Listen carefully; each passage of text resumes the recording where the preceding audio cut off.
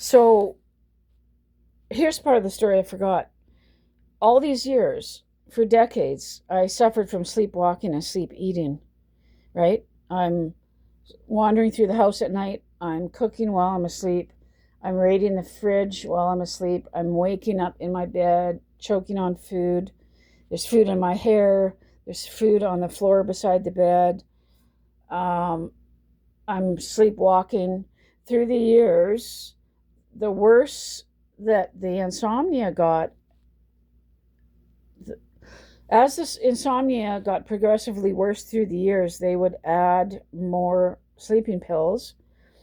I was on sometimes 3 or 4 sleeping pills at a time, up to 7, 8, or 9 sleeping pills together at night. And um, the sleepwalking and sleep eating got worse and worse and worse. And breathing in bed got worse and worse. I eventually had a doctor who I got so ill that and so sleep deprived that I couldn't drive anymore.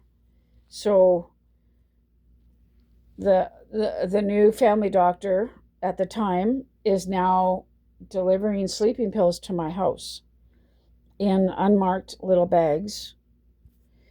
Um, and I'm thinking, okay, well, either this is the nicest person in the world to go out of their way to come to my house repeatedly bringing me pills, or something's wrong with this picture. This is not right.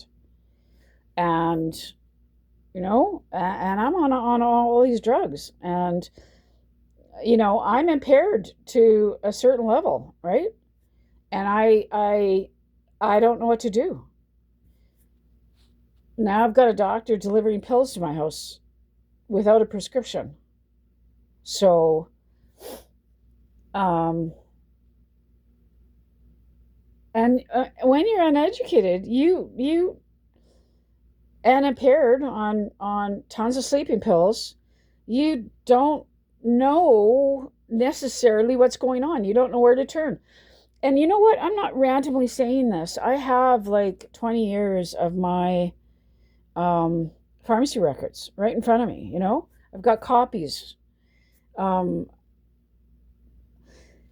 so, and you're trying to pull yourself out of this. You're sicker than a dog. You get more diagnosed with more and more disorders, and there's nowhere to turn. And if you call the powers that be, they'll say, get another doctor. Well, I would find another doctor and they would ask me, can I call your previous doctor? I'd say no. They would break HIPAA. I've had doctors admit, yep, they called the previous doctor. So you're trying to get a fair shake. You're trying to meet new doctors and have someone assess your situation with fresh eyes, and they're deliberately breaking your confidentiality. When I would deliberately say, no, you may not phone them.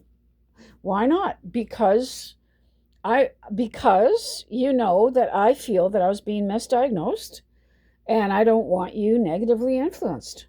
And they would break HIPAA and they would call anyways. And you're fighting for your life. And so nobody wanted to deprescribe me, so I deprescribed myself off of everything. It took years, and all these disorders started to disappear. And it didn't take months or years. They disappeared immediately. I was weaning and things were disappearing and disappearing and disappearing. All these things that I was diagnosed with and medicated for. So, and then what I was left with were the original issues. Um, Anxiety, fine. Lots of us live with anxiety. Complex PTSD, fine. Lots of us have that.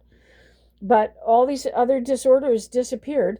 The original issue, a narrow airway, a mouth breather. And another bizarre part of the story, I'll make another video and tell you. I left a huge part out. Um, and sleep apnea. And I had been fighting for years to be assessed for sleep apnea. Nobody believed me. I was thin. I was in perfect shape. I was fit. And yeah, so I'm out here. Several times I was overdosed when new sleeping pills were added. Chlorohydrate was added. Amitriptyline was added.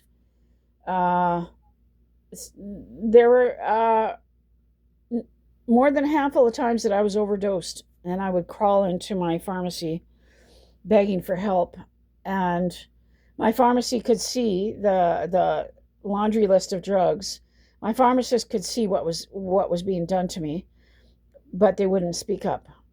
They wouldn't even give me a hint as to, what, you're being overdrugged, you're being over-medicated. And I would walk in and I'd be struggling to breathe.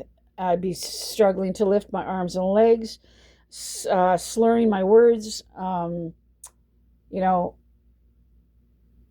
I would have to wait 24 hours before I could fluently speak, before I crawled into my pharmacy asking for help, and they wouldn't help me. So your pharmacist is supposed to be your last pit stop before you go home with a big bag of drugs, and this was happening all the time, right? So, and, you call the powers that be, it's like, well, find another doctor. Well, where am I going to find a doctor? I've already had eight second opinions, right? Nobody wanted to deprescribe me off of anything, and I had to do it myself. And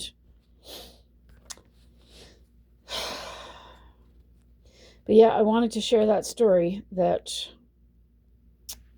this man made the decision to try to con me into being injected with this drug that would have killed me.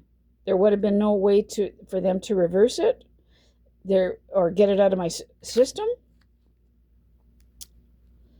And that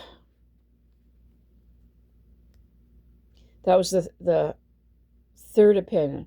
The second opinion added another benzodiazepine 3 times a day. And I was already taking a different benzo 4 times a day. Zopiclone 2.5 times 7.5. There's a 2-year period in there where Zopiclone is being prescribed 24 hours a day. I'd like to talk to that prescribing doctor and say, why was that happening when I'm driving kids to school? And here, take 2 Zopiclone at bedtime and a half Zopiclone a day. And I have witnesses too, right? And it's bizarre because this can be happening to you in front of everybody, and everybody just assumes that whatever is happening to you must be okay. And, we have to stop thinking that way and start believing people when they say, you know what, I'm being misdiagnosed. You know what, something's wrong here. When you see somebody clearly that's over-drugged, over-medicated, when you see somebody who can't cope because of all the drugs that they're on, believe them, help them, step up, protect each other. Because nobody else is out here. Nobody in the system is protecting patients.